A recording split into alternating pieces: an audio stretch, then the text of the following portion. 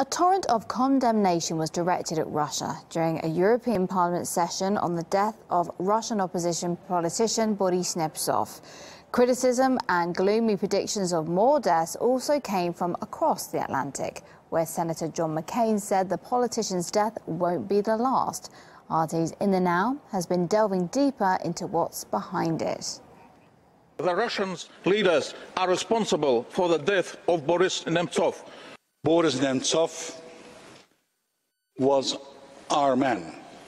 The environment of hate that has been created against Russian opposition figures by the Kremlin. We have to educate young people, so when regime falls, we have advanced and pro-European people in Russia that are capable of breaking the spell of dictatorships repeating. Meanwhile, on Capitol Hill, literally at the same time.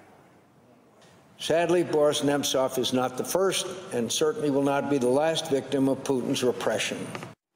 Johnny likes to poke his nose all the time, so no surprise here, but Europe, so blatantly.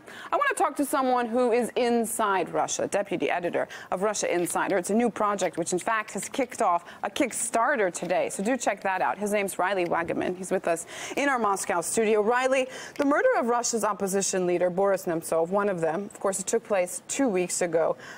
It's disturbing, disgusting, a terrible thing that happened, but does it give politicians in Europe, in the United States, the right to so brazenly accuse, blast, and preach about what's happening inside Russia?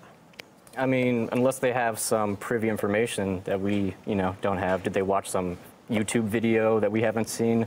How could they make these accusations when absolutely no one knows what's happened? It's a horrible tragedy. What's behind the rhetoric that we're seeing now in Europe and in Washington alike?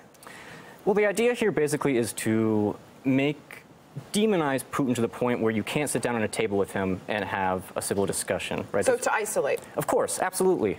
Russia might actually have to, bite the bullet and be, sort of the better man in this situation. It's disappointing to see European Parliament, American Congress have these really outrageous tones when this is literally helping no one.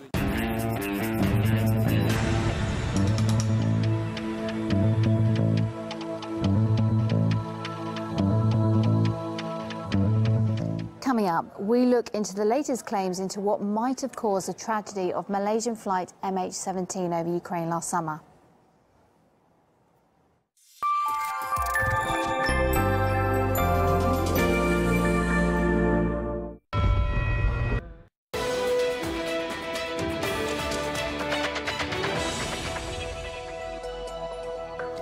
Hello there, welcome back to RT International. It's just about 12:15 in the afternoon here in Moscow. At least 25 people remain trapped under the debris of a shopping mall in southern Russia. A deadly fire broke out at the complex in the city of Kazan on Wednesday, in which 4 people confirmed to have died and dozens others injured. RT's Igor Piskunov has got more of the details for us. Hi there, Igor, good to see you. So how is the rescue operation progressing?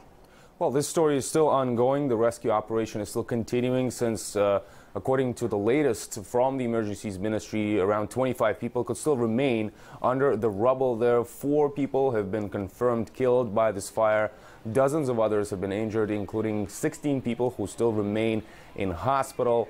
It started yesterday and it was so powerful that it took up to 8 hours for firefighters to put it out. Investigators say that the fire started inside one of the cafes inside that mall. Its owners reportedly tried to put it out themselves but failed.